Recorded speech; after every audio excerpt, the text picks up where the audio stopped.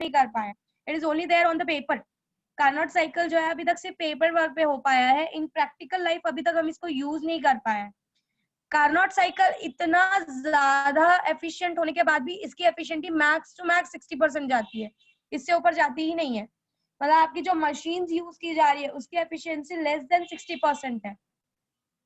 Now Carnot cycle का part ये है कि कार्नोट साइकिल को क्या एज्यूम करके बनाया गया, that we need to understand.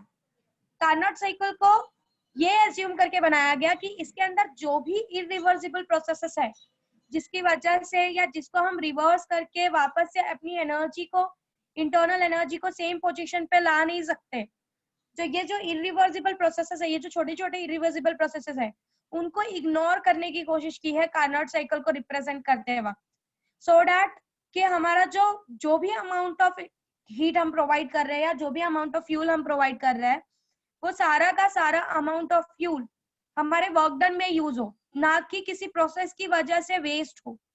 सो बहुत ज्यादा ट्राई करने के बाद भी ये ऑब्जर्व किया गया कि जो आपका सर्टेन अमाउंट ऑफ हीट है वो तो वेस्ट होना ही होना है। मतलब whatever irreversible process you try कि ठीक है ये इरिवर्सिबल प्रोसेसेस नहीं करना है, या छोटे छोटे जो इरिवर्सिबल प्रोसेसेस जहाँ से लॉस होने के चांसेस है उनको हमको थोड़ा अवॉइड करना है, सारी अवॉइडिंग के बाद भी 40% of the heat energy is being wasted.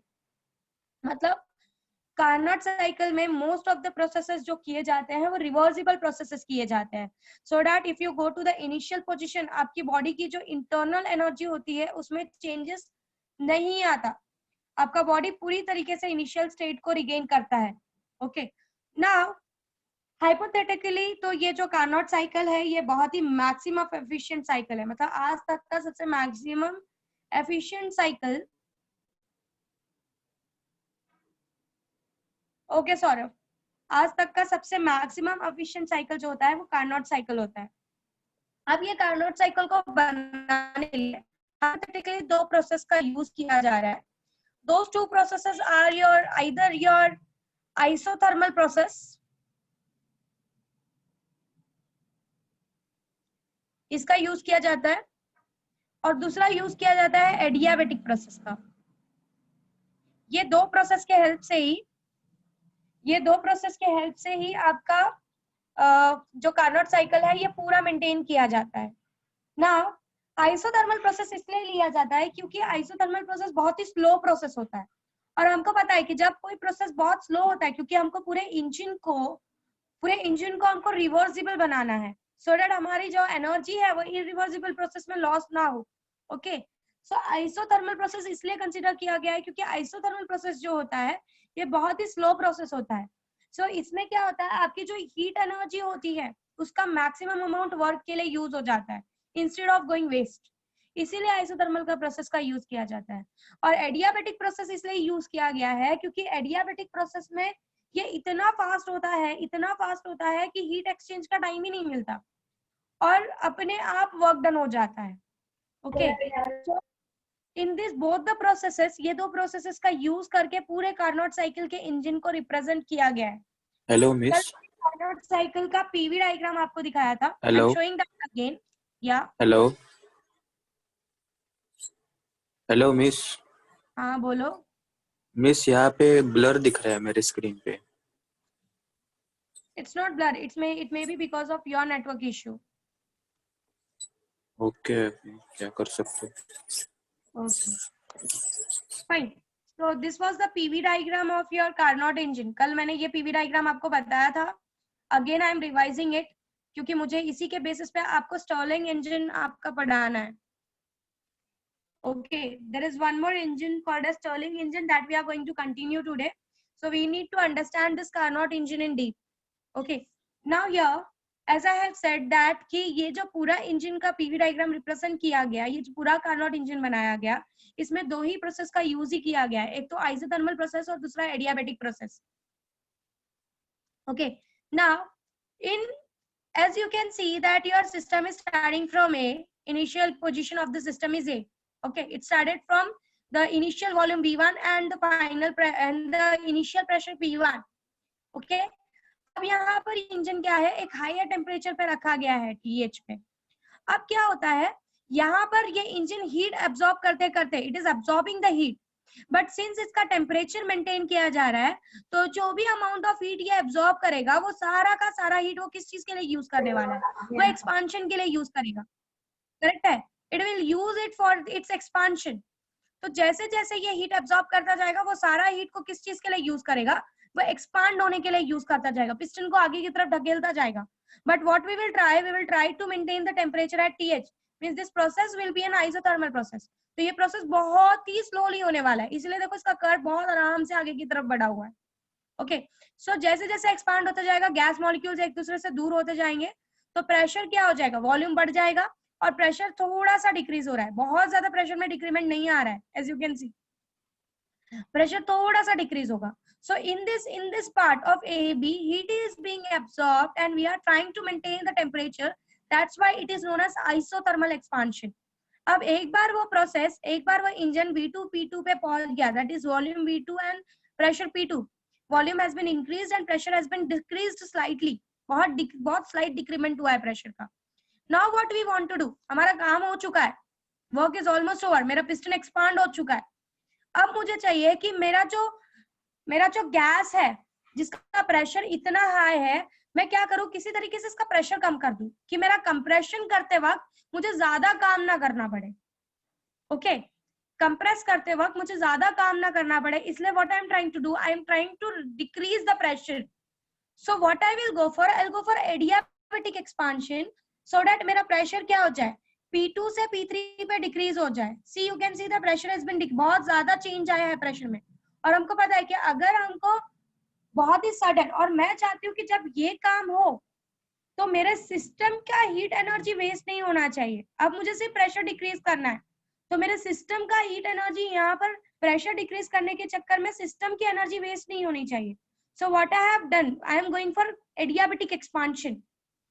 Adiabatic expansion से क्या होगा, when I will expand the gas more in an adiabatic manner, पहली बात तो एडियाबैटिक मैनर में क्या होता है, आपका हीट एक्सचेंज नहीं होता, तो सिस्टम की हीट को कुछ नहीं होगा।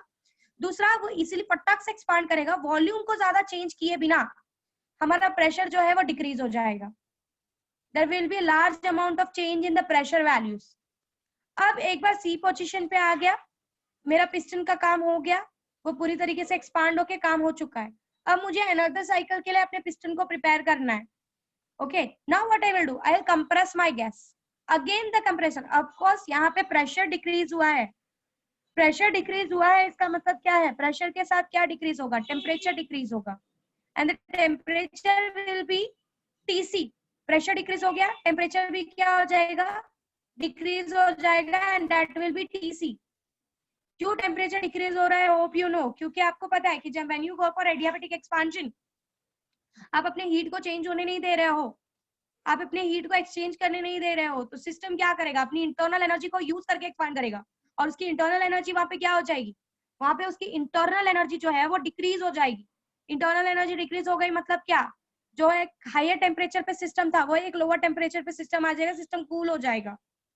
ओके, सो यहाँ पर when it reaches to C position, तीन चीजें हो रही है, वॉल्यूम बहुत ज्यादा चेंज नहीं हो रहा है, it is just coming to V3, pressure में बहुत बड़ा चेंजेस है, और temperature is being decrease to TC, आपका सिस्टम ठंडा हो गया।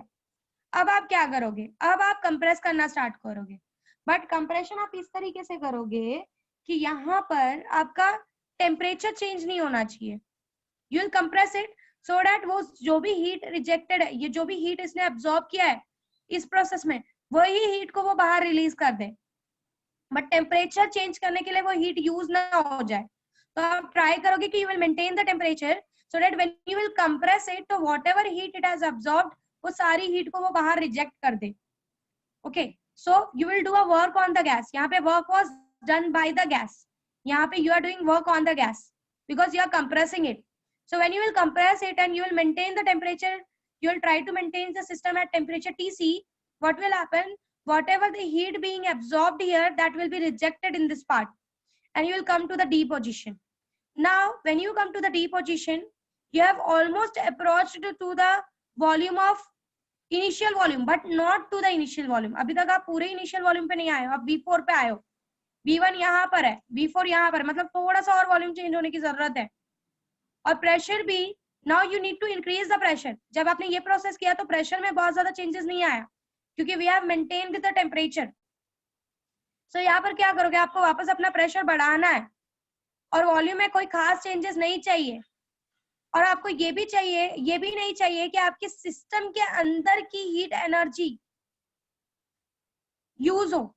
ऐसा नहीं होना चाहिए कि आपका सिस्टम हीट एनर्जी यूज करना शुरू कर दे, हीट प्रोड्यूस करना शुरू कर दे।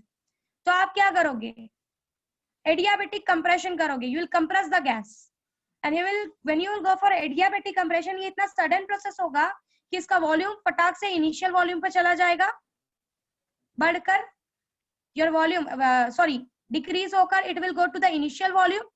और दूसरा क्या हो जाएगा, दूसरा आपके प्रेशर में सडन चेंज आएगा and it will go from P4 to P1. So this is all about the Carnot engine.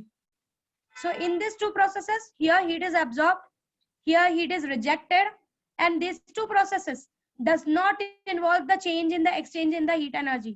और ये एडियाबेटिक किया ही क्यों गया है, ये एडियाबेटिक इसलिए किया गया है कि आपका सिस्टम अपने से हीट ना प्रोड्यूस करना चालू कर दे, ना यहाँ पर आपका सिस्टम हीट एनर्जी को रिलीज करे, एब्जॉर्ब करे, ना यहाँ पर आपका सिस्टम हीट एनर्जी रिलीज करे। अब ये ऐसा क्यों हो रहा है, इसका एक्सप्लेनेशन तुम समझ सकते हो कि why we are going for adiabatic expansion. अगर मैं एडियाबेटिकली एक्सपांड करूं, फटाक से एक्सपांड करूं, तो मेरे सिस्टम को टाइम नहीं मिलेगा अपनी हीट एनर्जी को यूज करने का, फटाफट काम हो जाएगा, उसकी इंटरनल एनर्जी चेंज होगी और टेम्परेचर में डिफरेंस आ जाएगा। ओके और यहाँ पर एडियाबेटिक कंप्रेशन इसलिए किया गया है कि इतना फटाक से उसको कंप्रेस किया जाए कि पिस्टन के कंप्रेस होने की वजह से, उसके मास की वजह से या फ्रिक्शन की वजह से वहां पर कोई भी हीट एनर्जी का रिलीजमेंट ना हो। क्योंकि अगर उसके पास उसने सारा हीट यहाँ पे रिजेक्ट कर दिया तो यहाँ पर वो जो भी हीट रिलीज करेगा वो हीट उसके अंदर के बॉडी की होगी। हाँ, process must be very quick कि यहाँ पर सिस्टम अपनी हीट को रिलीज ना करे और यहाँ पर सिस्टम कहीं से हीट एब्जॉर्ब ना करे। So that in this processes में, as we want to have a reversible cycle, that is why in these two processes, जब हम लोग प्रेशर डिफरेंस क्रिएट करने की कोशिश कर रहे हैं, तब यहाँ पर कोई बॉडी खुद का कुछ हीट ना प्रोड्यूस करे या रिलीज करे, इसलिए ये प्रोसेसेस एडियाबेटिक किए जा रहे हैं। So this is all about the Carnot engine.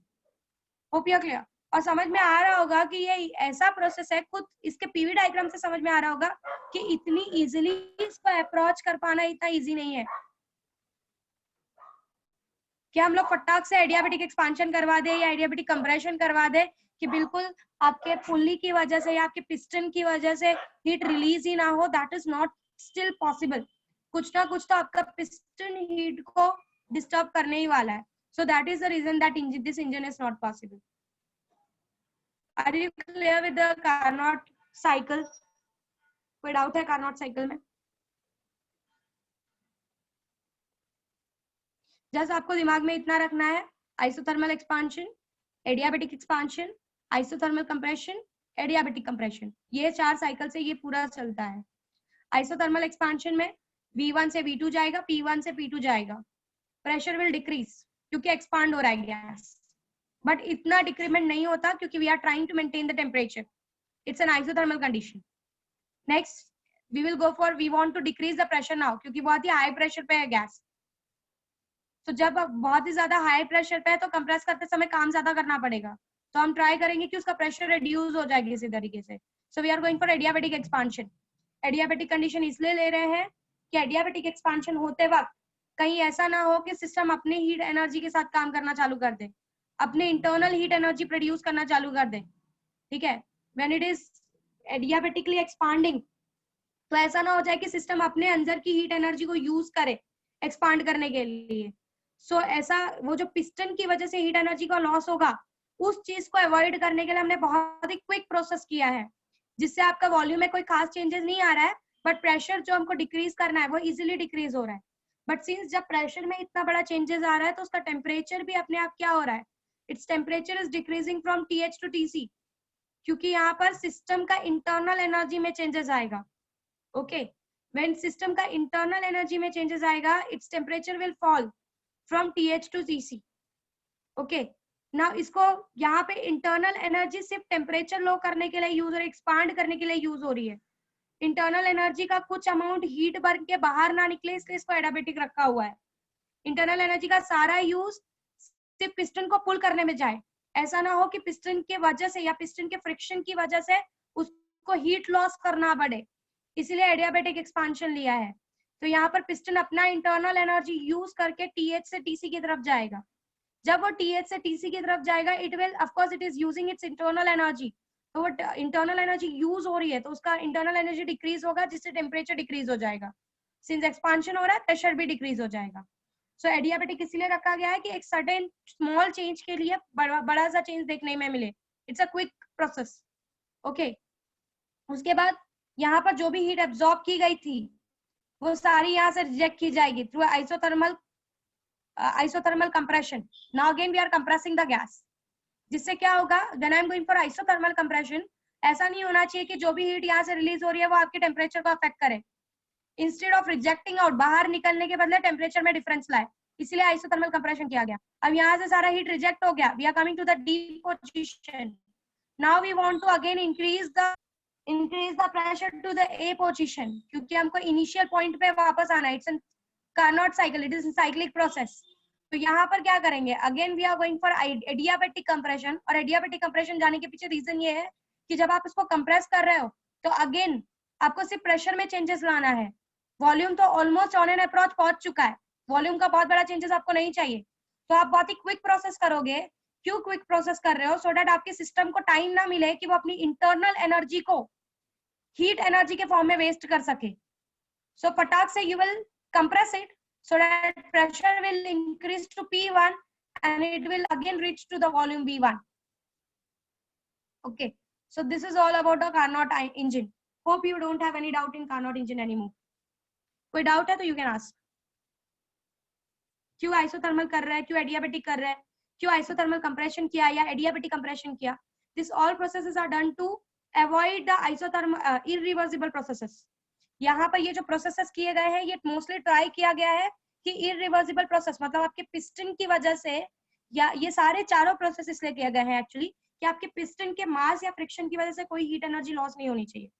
इसलिए इस प्रोसेस को बहुत स्लो किया गया है, इस प्रोसेस को बहुत फास्ट किया गया है। Hope you are clear with the things. So this was all about a Carnot engine. Efficiency is given by, of course, eta is equals to 1 minus mod of QC by mod of QH. That can be written as 1 minus TC by TH. You can relate the relation between heat and temperature by specific heat. Okay, specific heat के help से आप heat और temperature के बीच में relation निकाल सकते हो। दूसरी बात यह है कि मैंने एक चीज बताई थी कार्नोट इंजन के बारे में, हमको एक चीज क्लियर हुई थी कि पहली बात तो कार्नोट इंजन आज तक का सबसे एफिशिएंट साइकिल है। मतलब आज तक बनाया हुआ जितने भी इंजन है उसमें सबसे ज्यादा एफिशिएंट जो है वो कार्नोट इंजन है। दूसरी बात यह है कि अगर समझो कार्नोट इंजन का जो वर्किंग सब्सटेंस है, कार्नोट इंजन को वर्किंग सब्सटेंस से फर्क नहीं पड़ता। मतलब अगर दो टेम्परेचर्स है, let's say TH and TC, उसके बीच में दो वर्किंग सब्सटेंस काम कर रहे हैं, working substance 1 and working substance 2, तो कार्नोट इंजन को वर्किंग सब्सटेंस से फर्क नहीं पड़ता। वो वर्किंग सब्सटेंस 1 के लिए जितना वर्क डन करेगा, जितना एफिशिएंसी देगा TH से TC के बीच में, उतना ही वर्किंग सब्सटेंस 2 के लिए भी देगा। जितना वो वर्किंग सब्सटेंस 1 के लिए एफिशिएंसी देगा TH से TC के बीच में, उतना ही वर्किंग सब्सटेंस 2 के लिए भी एफिशिएंसी देगा TH से TC के बीच में। उसको वर्किंग सब्सटेंस से कोई फर्क नहीं पड़ता अगर आपने टेम्परेचर को मेंटेन रखा है तो। सो कार्नोट इंजन की दो खासियत है। पहली बात, it is the most efficient cycle, और दूसरी बात कि उसको वर्किंग सब्सटेंस से कोई फर्क नहीं पड़ता। आप कौन सा वर्किंग सब्सटेंस यूज करते हो, कोई फर्क नहीं पड़ता। Is the things blur? सबको ब्लर है क्या? हाँ miss. Wait for a while.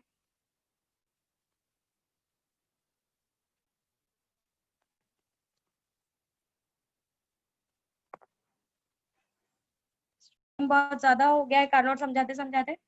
मैंने कार्नोट रेफ्रिजरेटर के बारे में ऑलरेडी डिस्कस किया था कि कार्नोट रेफ्रिजरेटर भी कार्नोट इंजन जैसा ही है। See, refrigerator and engine, heat engine में डिफरेंस इतना ही है कि रेफ्रिजरेटर अपोजिट वे में काम करता है। Okay, so Carnot refrigerator is the most efficient refrigerator. I am not going in deep with the formula and everything. हमने कोएफिशिएंट ऑफ परफॉर्मेंस उसका डिस्कस किया था। what was the coefficient of performance of Carnot refrigerator? It is given by K is equals to mod of QC upon mod of QH minus mod of QC. मैंने कहा था ये text book में थोड़ा गलत दिया हुआ है, ध्यान देना. So it is given by, अगर मैं divide by QH करूँ, so this will simply becomes mod of QC upon mod of QH, the whole divided by, this is QH by QH will be 1 minus mod of QC by mod of QH, and QC by QH, mod of QC by QH can be given as TC by TH.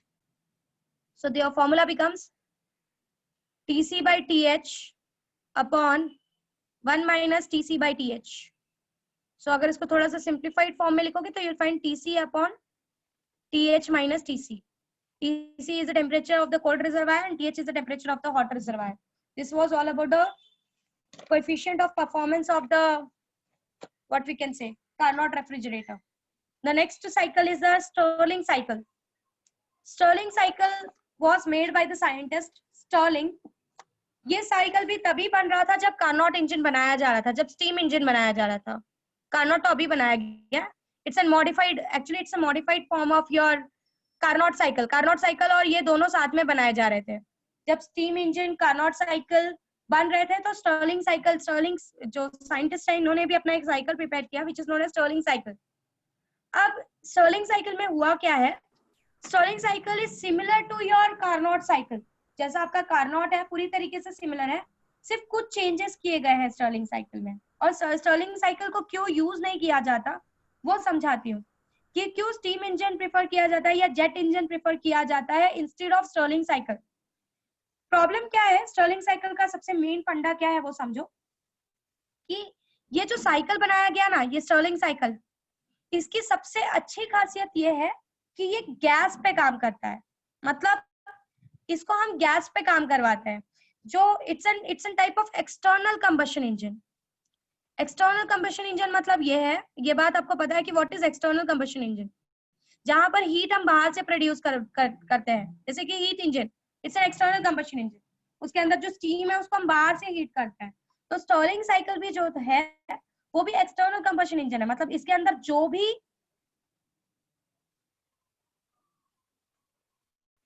जो भी हम fuel use करने वाले हैं उसको हम पहले ही heat करके गैस के फॉर्म में अंदर पास आउट करते हैं. Means it works on gas. Okay, ये जो स्टर्लिंग इंजन है ये पूरी तरीके से गैस पे काम करता है. स्टर्लिंग इंजन में या स्टर्लिंग साइकिल में इनका सबसे बेस्ट फंडा ये है कि आप इसको किसी भी तरीके से हीट प्रोवाइड करो. इसको जरूरत नहीं है कि आप एक पर्टिकुलर वे से हीट प्रोवाइड करो. आप किसी भी तरीके से बाहर से आप इसको you can use a coal and then you can heat, you can provide a spark and then you can heat. So ये बाहर से एक कंबस्ट करने वाला इंजन है, इसीलिए इसको आप किसी भी तरीके से बस आपको हीट प्रोवाइड करना है. अगर हीट प्रोवाइड कर सकते हो तो आपका स्टर्लिंग साइकिल अपने आप काम करना शुरू कर देगा. दूसरा स्टर्लिंग साइकिल का मेन कंसेप्ट ये है कि ये जो स्टर्लिंग साइकिल है ये टेम्परेचर डिफरेंस पे काम करता है. अगर आपने किसी तरीके से टेम्परेचर में डिफरेंस क्रिएट कर दिया इस साइकिल के अंदर तो ये साइकिल अपने आप क्या करेगा, जहां पर ज्यादा हीट होगा वहां से हीट अब्सॉर्ब करके काम करना शुरू कर देगा. Means it will start converting mechanical energy into it will start converting your heat energy into mechanical energy. तो अगर आपने किसी तरीके से टेम्परेचर डिफरेंस स्टर्लिंग साइकिल में क्रिएट कर दिया तो it will start working. The process in the Stirling cycle and your normal engine is almost similar, except ये जो स्टर्लिंग इंजन है ये गैस पे काम करता है. जैसे कि आपका स्टीम इंजन स्टीम पे काम करता है, वैसे स्टर्लिंग इंजन मोस्टली ये 3 गैसेस पे काम करता है. either it can work on air, either it can work on helium, either it can work on hydrogen or it can work on nitrogen. ये इन गैसेस पे काम करता है. एयर पे मोस्टली काम इसलिए नहीं करवाया जाता क्योंकि एयर में बहुत सारे मिक्सचर होते हैं तो उसमें हमको काम ज्यादा पड़ सकता है.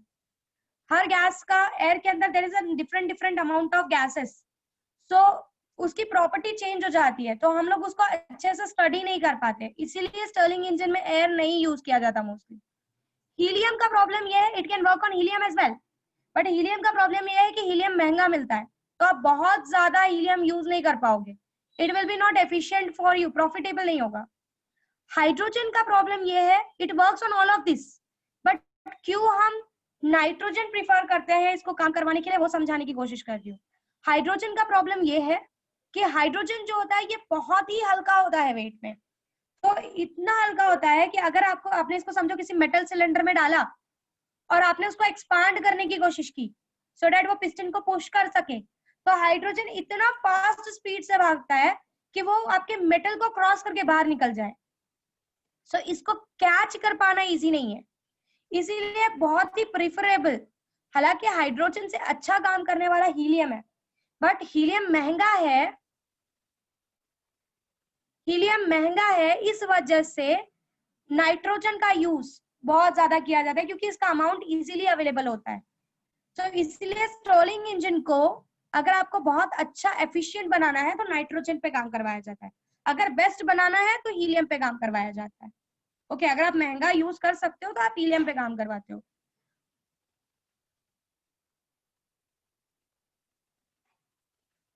ओके, हेलो मिस, हाँ बोलो। हाइड्रोजन का क्या बताया आपने? हाइड्रोजन का स्पीड, बहुत ही हल्का गैस है तो हाइड्रोजन का स्पीड इज वेरी फास्ट, वो मोटे से मोटे मेटल को इजीली क्रॉस करके निकल जाता है। व्हेन यू एक्सपांड इट कि वो पिस्टन को ढकेले, तो इंस्टेड ऑफ पिस्टन को ढकेलने के बदले वो मेटल को क्रॉस करके बाहर निकल जाता है। So that is the reason we don't prefer hydrogen.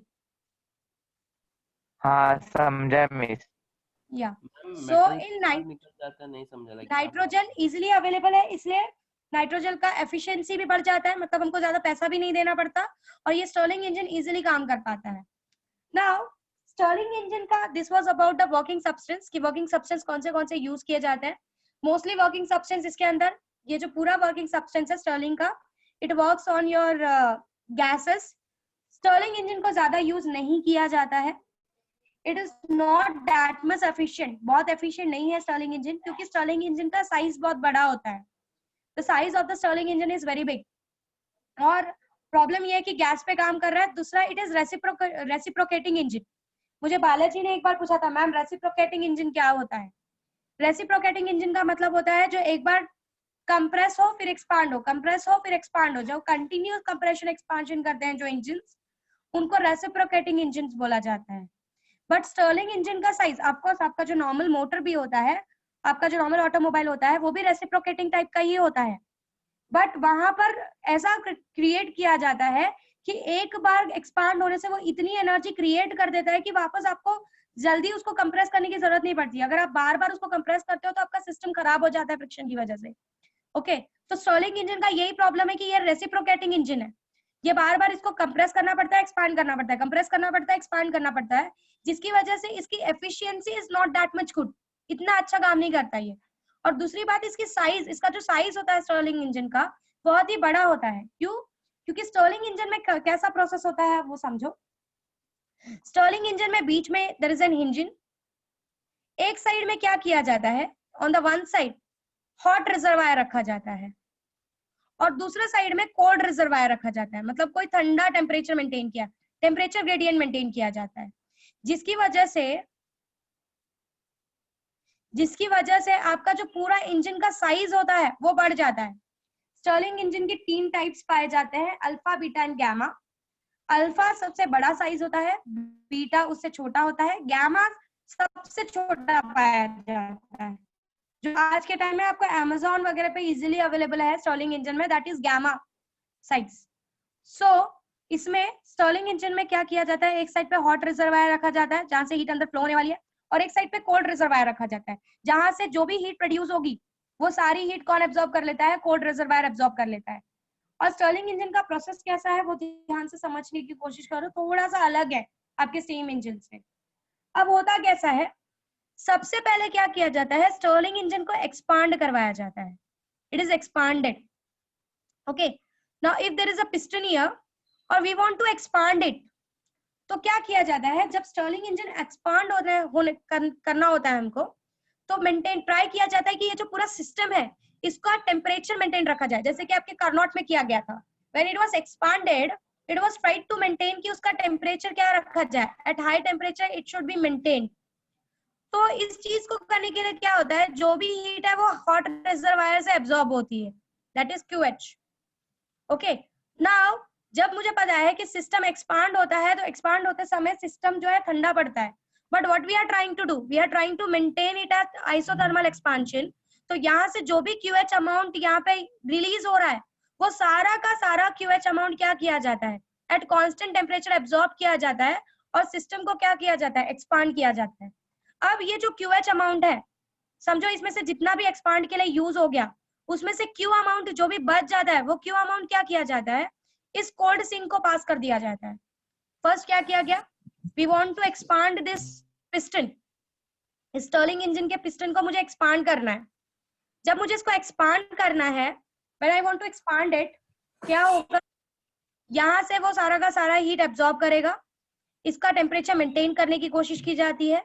जब इसका टेम्परेचर मेंटेन करने की कोशिश की जाती है, तो क्या होता है, जो भी QH अमाउंट आपने दिया है, उसमें से कुछ अमाउंट जो है वो एक्सपांड करने के लिए यूज होता है, और बाकी का बचा हुआ Q अमाउंट सीधा किस में पास कर दिया जाता है, कोल्ड सिंक में पास, मतलब इसको रेफ्रिजरेटर बोला जाता है।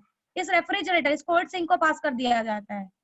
अब ये जो Q अमाउंट है, ये इस ठंडे इसमें पड़ा होता है। अब नेक्स्ट प्रोसेस में क्या होगा, पहला प्रोसेस में हमने क्या किया, in first process what we have done, we have expanded isothermally by absorbing heat from the hot reservoir. दूसरे प्रोसेस में अब क्या किया जा रहा है, आइसोकोरिक प्रोसेस किया जाता है। आइसोकोरिक प्रोसेस का मतलब क्या है, अगर आपको याद हो, आपके कार्नोट इंजन में सेकेंड प्रोसेस वाज एडियाबेटिक, यहाँ पर एडियाबेटिक प्रोसेस नहीं होता सेकेंड, यहाँ पे second process is isochoric process.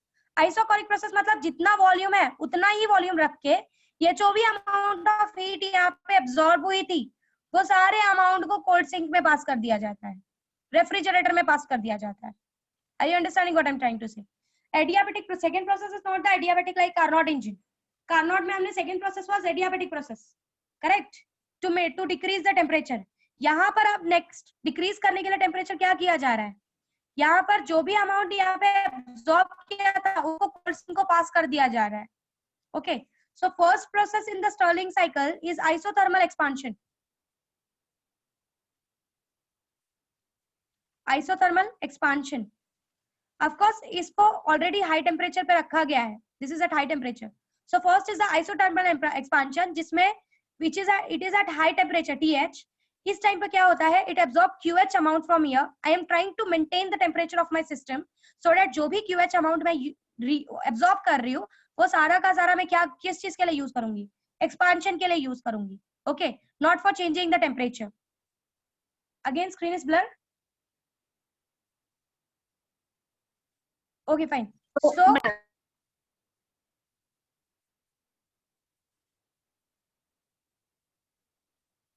I don't know what may be the issue. My network is all fine here.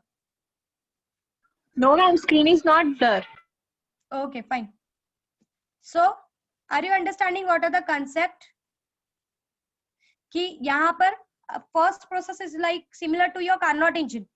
There is an isothermal expansion. आपके system का temperature maintain किया जाता है और जो भी हीट आपके सोर्स से एब्जॉर्ब होगी उसको एक्सपांड करने के लिए यूज किया जाता है. In Carnot engine second process में हमने एडियाबेटिक प्रोसेस किया था, बट यहाँ पर in Stirling engine the second process is isochoric process. यहाँ पर क्या किया जाता है, आइसोकोरिक प्रोसेस करके क्या किया जाता है, जो भी अमाउंट यहाँ पे क्यू अमाउंट है सिस्टम का, उस क्यू अमाउंट को कोल्ड सिंक में पास कर दिया जाता है, जिससे आपका जो सिस्टम है उसका टेम्परेचर गिर जाता है एंड टेम्परेचर बिकम TC. पहले प्रोसेस में temperature is maintain, heat is absorbed, system is expanded. Second process में it's an isogoric process. Volume को कांस्टेंट रख के जो भी हीट एब्जॉर्ब हुआ है या जितना भी अमाउंट ऑफ हीट है सिस्टम का, वो सारा किसमें पास कर दिया जाता है, आपके कोल्ड रेफ्रिजरेटर में. थर्ड प्रोसेस में क्या किया जाता है, again there is an isothermal compression like your Carnot cycle. Isothermal compression by maintaining the temperature at TC. अब ये जो पिस्टन एक्सपांड हुआ था, अब इसको कंप्रेस किया जाएगा. अब इसको कंप्रेस करते समय what we will try to do कि इस टेम्परेचर को हम मेंटेन करेंगे. अब इस टेम्परेचर को मेंटेन करने का क्या तरीका है कि जब हम इसको कंप्रेस करते जा रहे हैं, जब भी हम इसको कंप्रेस कर रहे हैं, एक ही तरीका है इसका टेम्परेचर मेंटेन रखने का. वो ये है कि जो भी हीट कंप्रेस करने के बाद रिलीज होगी वो सारी की सारी हीट वापस से क्या करे, कोल्ड सिंक क्या कर ले, एब्जॉर्ब कर ले। Okay, so what we are going to do, first isothermal expansion, second isochoric process, मतलब जो भी हीट एब्जॉर्ब हुआ था वो किसमें पास कर दिया गया आपके, it is pass to the refrigerator at isochoric process by maintaining जो वॉल्यूम है उसी वॉल्यूम में सारा का सारा हीट किसको दे दिया जाए, कोल्ड सिंक को। उसके बाद क्या, आइसोथर्मल कंप्रेशन। आइसोथर्मल कंप्रेशन मतलब अब तुम अब गैस को क्या करोगे, कंप्रेस करोगे bye maintaining the temperature eight TC। And the last process is fourth process, जिसके लिए आपका साइकिल वापस तैयार होगा, that is isochoric heat absorption.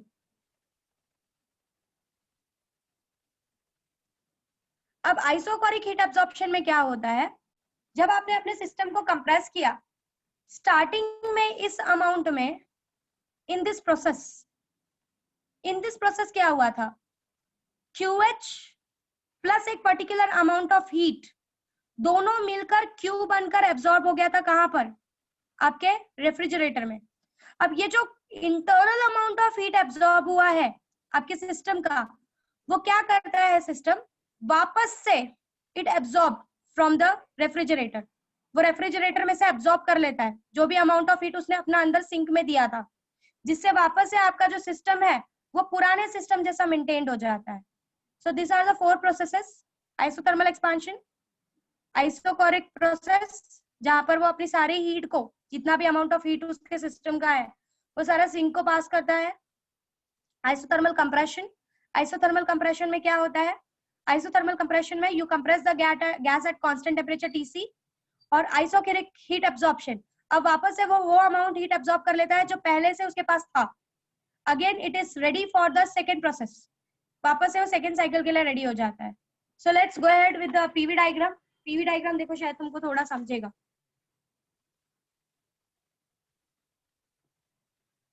This is the PV diagram. Now here, A is the process, isothermal expansion, heat is being absorbed at constant volume, at constant, this is an isocoric process, adiabatic में थोड़ा सा bend था, at constant volume उसने जो भी heat यहां तक में एब्जॉर्ब की है वो किसको पास करने वाला है, at this process what is going on, कि जो Q अमाउंट है वो किसको रिलीज होने वाला है आपका, टू द कोल्ड सिंक, फिर यहाँ से C से D की तरफ जा रहा है, volume is decreasing, this is an isothermal compression. Isothermal compression करते वक्त the temperature is being maintained, तो जो भी हीट प्रोड्यूस होगी वो सारी की सारी हीट किसको पास कर दी जाएगी, रिजेक्ट कर दी जाएगी, सिंक को। ओके, एक बार वो सिंक को रिलीज कर दी गई, अब यहाँ से again there is an isochoric compression. Isochoric compression होते समय जो हीट उसने यहाँ से रिलीज कर दी थी रेफ्रिजरेटर को, यहाँ से वो वापस एब्जॉर्ब कर लेगा और सिस्टम कहाँ पर प्रोसेस हो जाएगा, ए पोजीशन पे आ जाएगा। So first it is the heat is being absorbed, एक certain amount of Q is being release to the refrigerator, उसके बाद जब कंप्रेस करते समय जो भी हीट है वो सिंक को, कोल्ड सिंक को पास कर दी जाती है, वापस से आइसोकोरिक कंप्रेशन होता है। आइसोकोरिक कंप्रेशन के टाइम पे जो भी हीट उसने यहाँ से सिंक को रिलीज कर दी थी वो वापस वो वहां से एब्जॉर्ब कर लेता है।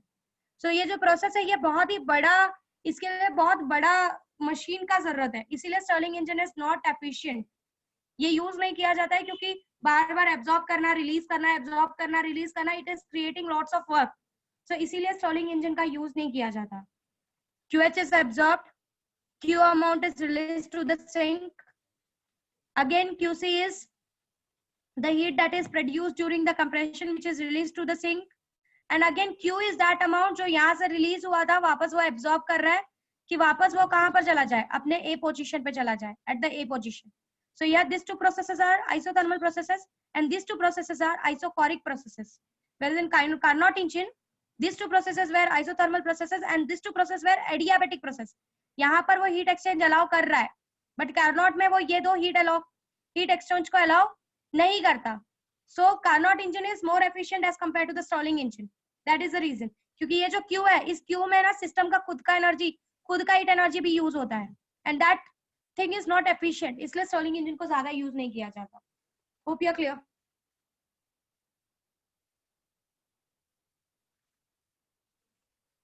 Hope you are clear with the Stirling engine.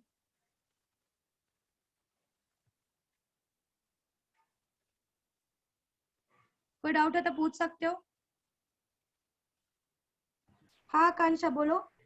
Miss, वो थर्ड आइसोथर्मल कंप्रेशन में आपने बोला था कि टेम्परेचर कांस्टेंट रखने के लिए हीट को क्या करना रहता है? रेफ्रिजरेटर, जो कंप्रेशन के टाइम पे जो हीट रिलीज होगा ना, उसको रेफ्रिजरेटर को पास करते जाएंगे। It is pass to refrigerator, sink को पास कर दिया जाएगा। ओके। इसीलिए बोल रही हूँ ना, ये प्रोसेस, ये जो इंजन है ना, ये बहुत बड़ा है। What is cryogenic? Of course, अच्छा हुआ याद दिला दिया। क्रायोजेनिक का मतलब होता है एट वेरी लो टेम्परेचर। तो अगर आपको समझो कोई ऐसा, एज यू कैन सी कि कंटिन्यूसली आपका जो इंजन है उसमें से कंटिन्यूसली हीट किसको दे रहे हैं? हम रेफ्रिजरेटर को दे रहे हैं, करेक्ट। तो इस प्रोसेस का यूज क्रायोजेनिक सब्सटेंस बनाने के लिए यूज किया जाता है। क्रायोजेनिक का मतलब होता है जिसका टेम्परेचर बहुत लो होता है। तो इसी प्रोसेस को रिवर्स करके, जहां पर हम हीट एब्जॉर्ब कर रहे हैं वहीं पे हीट रिलीज कर करके आप बहुत लो टेम्परेचर वाले सब्सटेंस को बना सकते हो by using Stirling cycle. Stirling cycle का रिवर्स प्रोसेस यूज करके आप इससे हीट एब्जॉर्ब, सी मैंने बोला ना, स्टर्लिंग साइकिल का मेन फंडा काम करने का टेम्परेचर डिफरेंस है।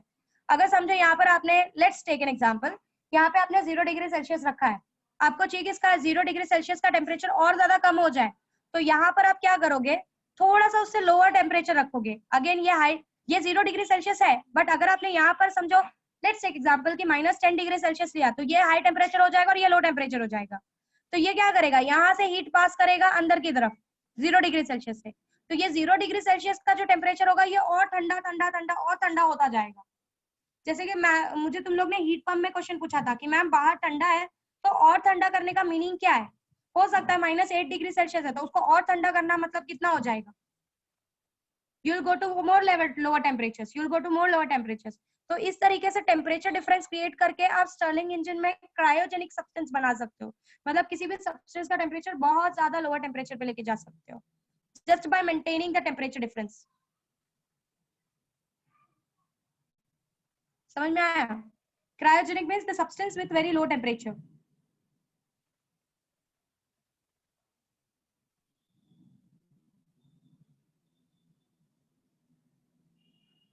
So this was all about the Stirling cycle। एक बार शॉर्ट रिविजन दे रही हूँ। सबसे एग्जांपल दे दिया क्षेत्रज्ञ, मैंने एग्जांपल देके समझाया।